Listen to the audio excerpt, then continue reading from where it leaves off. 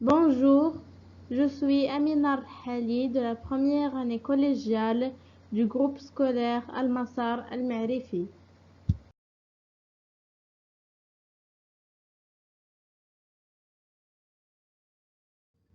Permettez-moi de vous présenter ma vidéo concernant la prévention des dangers du courant électrique.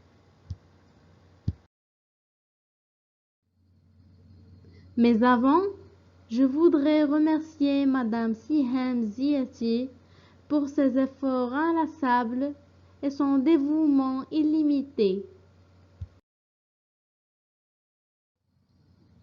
Commençons par la détection d'une panne électrique dans un circuit simple.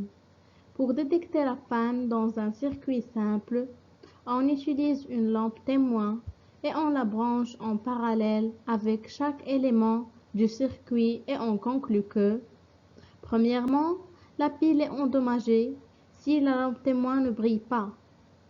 Deuxièmement, un récepteur, par exemple lampe interrupteur au fil, est en panne, grillé, si la lampe témoin brille.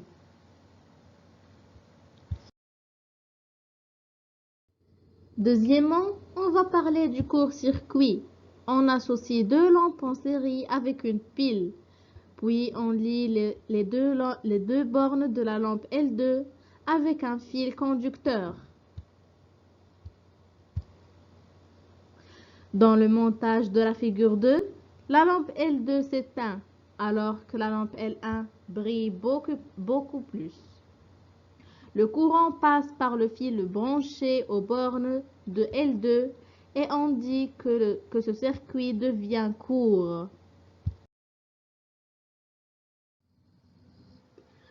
Pourquoi donc le courant choisit-il de passer par le fil conducteur et non pas par la lampe?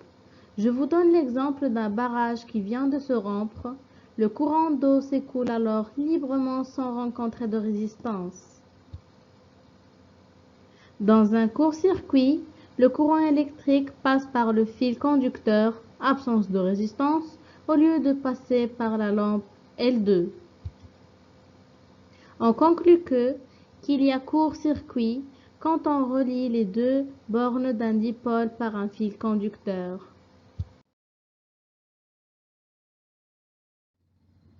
Maintenant, on va parler des dangers du court-circuit.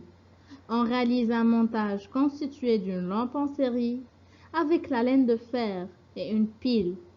Puis, on court-circuite la lampe. La laine de fer brûle, la lampe ne brille plus, car le courant électrique circule directement d'une borne à l'autre de la pile en passant par la laine de fer. L'intensité du courant est très grande et la laine de fer portée à haute température brûle. On conclut donc qu'un court-circuit peut provoquer un incendie lorsque le courant circule directement d'une borne à l'autre du générateur. Pour cela, on réalise un montage en série constitué de deux lampes L1 et L2, une pile et on remplace la laine de fer par un fusible. Puis, on court-circuite la lampe L2.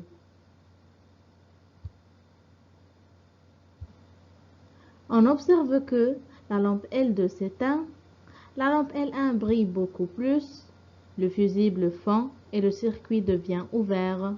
La lampe L1 s'éteint alors sans se griller.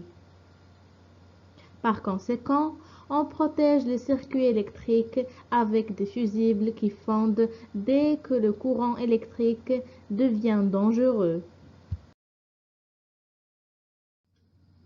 Sachant que toute tension supérieure à 24 volts est dangereuse pour l'être humain et que la tension du secteur est de 220 volts et peut entraîner la mort.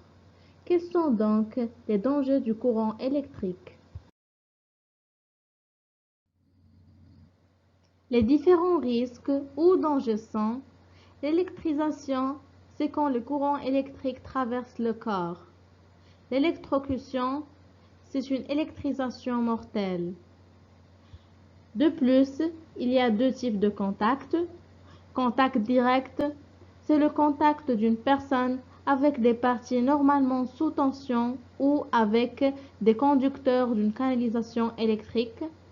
Contact indirect, c'est un contact avec d'une personne avec des masses mises accidentellement sous tension. Comment une personne subit-elle ce danger? Les effets du courant dépendent de l'intensité du courant et du temps du contact. Contact rapide avec petit courant ne donne pas de sensation. Contact rapide avec courant moyen engendre des picotements, limites de non-lâcher, tétanisation, brûlure, asphyxie par tétanisation des muscles respiratoires. Contact moyen avec courant moyen représente un risque de fibrillation. Long contact avec grand courant présente un risque important d'arrêt cardiaque. Je vous présente un schéma explicatif de la relation entre la réaction du corps humain et l'intensité du courant électrique. Le seuil de réaction commence à 0,5 mA qui donne une sensation très faible. Par contre, une intensité de 1 A engendre un arrêt cardiaque. Comment se protéger de ce danger? Les fils et câbles sont systématiquement protégés par une couche isolante. Il faut impérativement éviter les fils dénudés et, si besoin, prendre des mesures spécifiques pour les manipuler, par exemple couper le courant notamment. De même, le circuit électrique est protégé par une gaine PVC afin de limiter les possibilités de contact.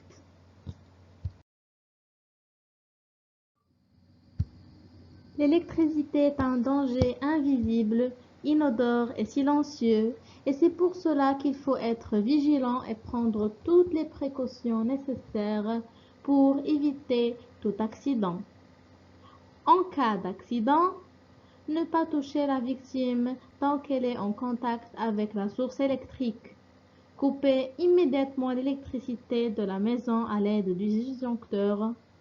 S'il est possible de couper le courant, séparer la victime de la source électrique en vous isolant du sol et en utilisant un objet non conducteur, exemple balai en bois.